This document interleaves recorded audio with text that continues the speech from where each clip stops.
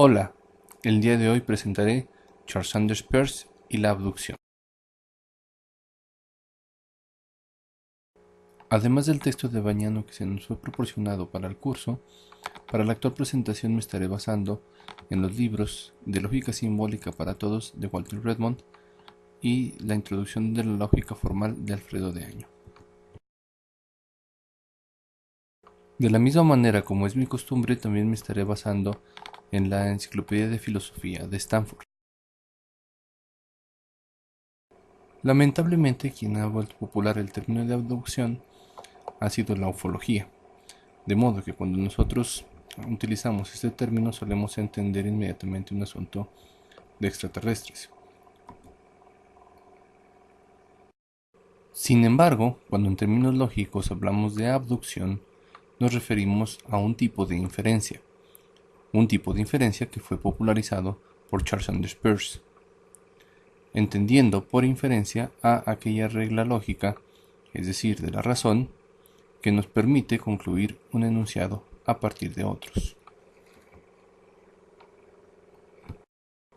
Es así que Charles Sanders Peirce da cuenta de tres tipos de inferencias o formas de argumentar: el argumento deductivo, el argumento inductivo, que ambos ya estaban presentes en las lógicas aristotélicas y medievales, y finalmente introduce el argumento abductivo.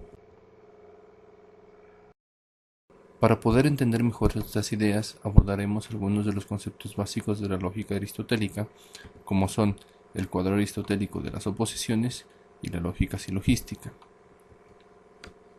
El cuadro aristotélico de oposiciones es un instrumento que diseñó Aristóteles que nos permite comprender de mejor manera lo que es la deducción. En el cuadro aristotélico se alcanzan a observar algunos términos como el universal afirmativo, por ejemplo, todos los hombres son mortales; el universal negativo, por ejemplo, ningún hombre es mortal; el particular afirmativo, por ejemplo, Sócrates es hombre; y el particular negativo, como por ejemplo Sócrates no es hombre.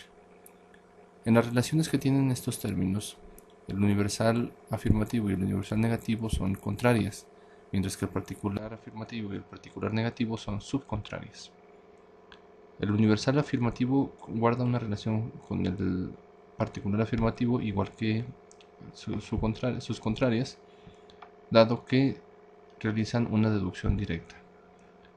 Las partes opuestas del cuadro, por ejemplo el universal afirmativo con el particular negativo, representan una contradicción, dado que cuando nosotros nos encontramos un particular negativo es suficiente para contradecir el universal que estamos afirmando. Aristóteles distinguía cada uno de estos tipos de enunciados con las letras A o alfa, E o eta, I o iota y O, que es para nosotros O, pero para él era Omicron.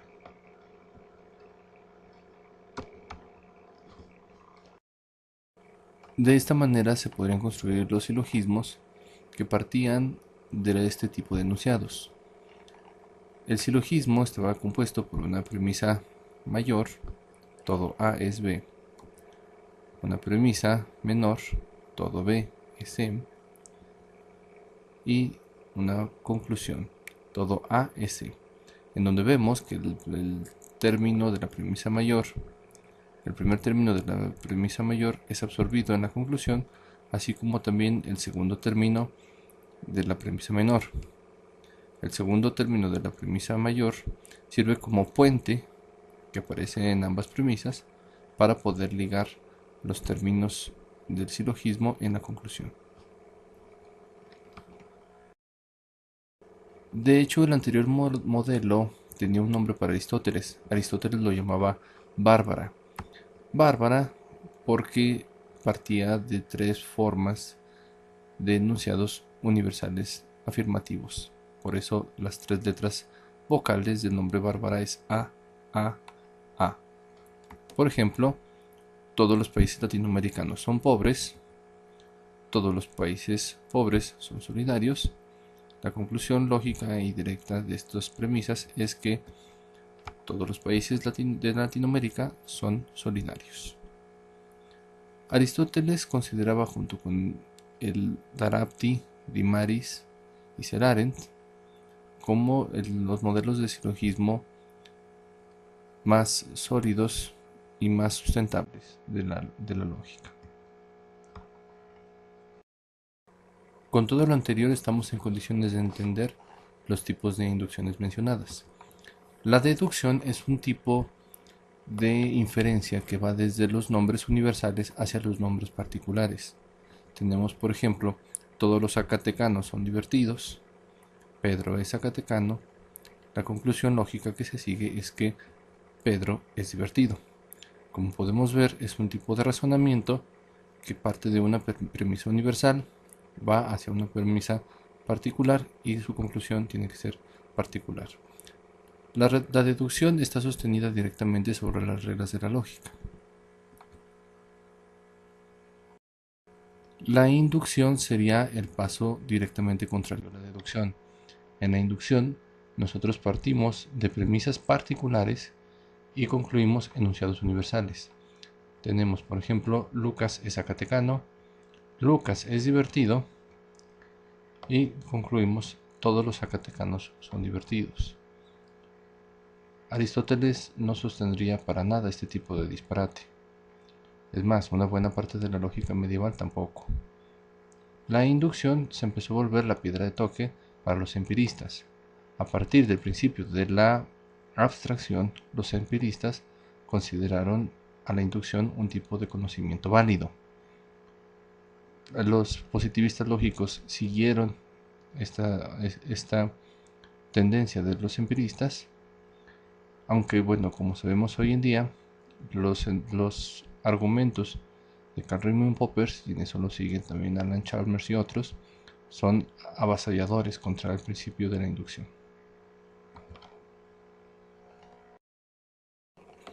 Llegando por fin al tema de la abducción tendría diferentes formas.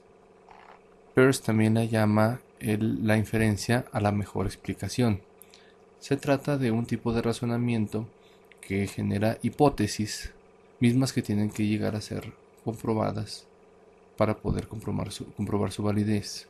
No tiene una validez lógica directa como lo tiene la deducción, pero tampoco hace un razonamiento ingenuo como lo haría, por ejemplo, el induccionismo, sino que utiliza un tipo de explicación de manera provisional hasta que podamos comprobar su validez. Así tendríamos, por ejemplo, la oración Martín está llorando. Todas las personas lloran cuando se sienten tristes. La conclusión sería Martín se siente triste. Podríamos concluir Martín se siente triste porque puede parecernos la mejor conclusión. Sin embargo, la experiencia cotidiana nos dice que no toda la gente llora necesariamente por tristeza. Uno podría pensar múltiples razones de las lágrimas de Martín. Tal vez haya reído demasiado y no ha podido evitar que broten las lágrimas. Sin embargo, Peirce nos dice que esta sería la manera básica de proceder de la ciencia, a partir de proponer, de arrojar posibles hipótesis que debieran ser en un momento dado contrastadas y corroboradas. A muchos no les gusta la abducción precisamente porque implica una especie de intuición que nos lleve al mejor camino o a la explicación más probable. Sin embargo, bueno, como nos han enseñado también filosofías de la ciencia como la de Kuhn, como la de Thomas Sanders Kuhn o como la de Feyerabend, nuestra ciencia no puede proceder de otra manera. La ciencia avanza a partir de equívocos y de aciertos.